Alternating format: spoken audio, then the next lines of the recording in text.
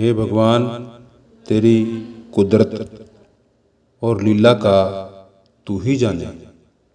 तूने अग्नि के कुंड में जल की रचना की है। जैसे कुम्हार एक मटका बनाता है, उसे आवी में पकाता है, उसी तरह भगवान एक माता के गर्भ में 9 महीने जीव को रखकर पकाया। भगवान, हे प्रभु, पानी की बूंद से कैसा सुंदर मनुष्य बनाया है। तो लोकी में एक बूंद की रचना की है। अवगति है अलख, तेरा भेद कौन पावेगा। हे प्रभु, मैं नहीं जानता। तुम आकाश और पाताल को सत से थाम दिया है। तुम निराधार पृथ्वी को सत से थाम दिया। तूने चंद्रमा और सूर्य को सत से थाम दिया।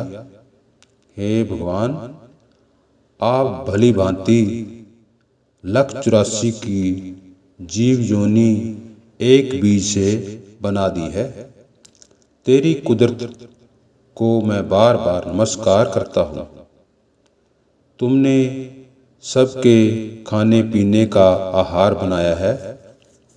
तुमने पुरुष और स्त्री में काम बनाया है।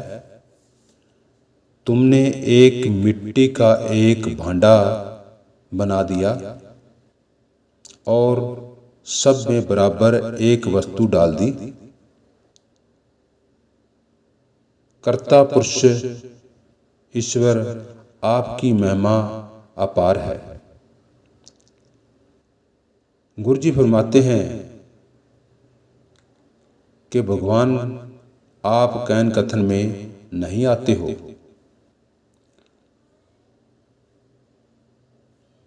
सात समुद्रों सहाय करे और सभी बनराई की कलम करे, तो भी भगवान की महिमा वर्णन करने में नहीं आएगी। परंतु हे भगवान, मैं कुछ गर्व की महिमा वर्णन करूँगा। मैं जीव जब 84 जोन भोगते भोगते मनुष्य दही में आया हूँ, तब दुखों के किनारे पर पहुँचता हूँ। जब मनुष्य नरदेह को पाकर भगवान को भूल जाता है, तब फिर वह उल्टा दुख पाता है। प्रथम जीव पिता के ललाट में रमता है, फिर पानी के बूंद के संग जीव माता के गर्भ में जा बैठता है। वहाँ अग्नि के कुंड में एक जल का बुलबुला बनता है। उस बुलबुले में जीव रमता है। फिर 3 धातु पिता की और 4 धातु माता की, 7 धातुओं का मिलकर बुत बन जाता है। पिता के अंश काया में हाड़, तेज और बीज है। फिर माता के अंश काया में मांस, नाड़ी, रक्त और रुआवली है। पहले मास में बुत के आसपास में रक्त का जमाम होता है। फिर बुत के नीचे और ऊपर पानी रमता है। फिर दिन बे दिन बुत बढ़ती जाती है। आकार रूप में पुतला बन जाता है। पुतले में कई प्रकार के हाड़ बनते जाते हैं और हजारों नाड़ियां बन जाती हैं। मनुष्य रूप बन जाता है। पहले मास में पानी का बुलबुला, दूसरे मास में बुत, तीसरे मास में गोला, चौथे मास में आकार, 5वें मास में नाखून और हाड़, छठे मास में 9 द्वार जाग जाते हैं और 7वें मास में देखो प्रेमी भाई, क्या होता है 7वें मास में? 7वें मास में ओम सोम श्वास आता है। 8वें मास में कुल्हाड़ और 85 पचन और 86 नीर मिलकर मनुष्य संपूर्ण बन जाता है। 9 मास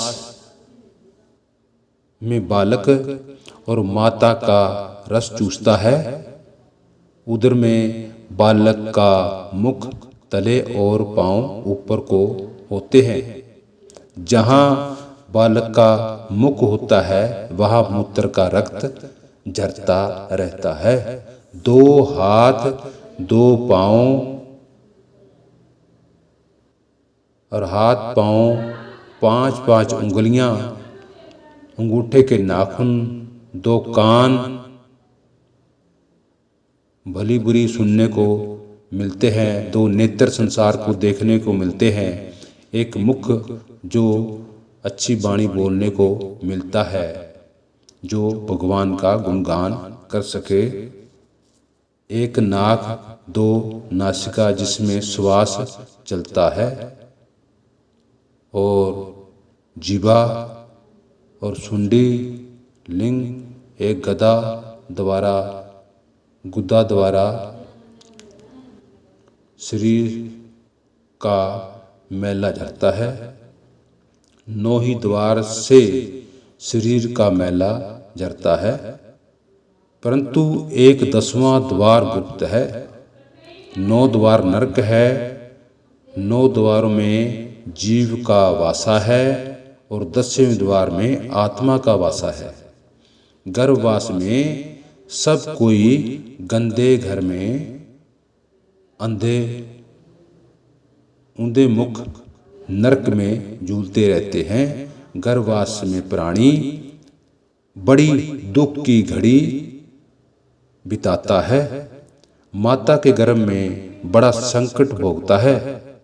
जब दुख में जीव भगवान से विनती करता है कि हे भगवान, मुझे इस गर्भ से बाहर निकाल दो, मैं तेरा गुणगान करूंगा, तुझे पुकारता है, तो गर्भ से बाहर आते ही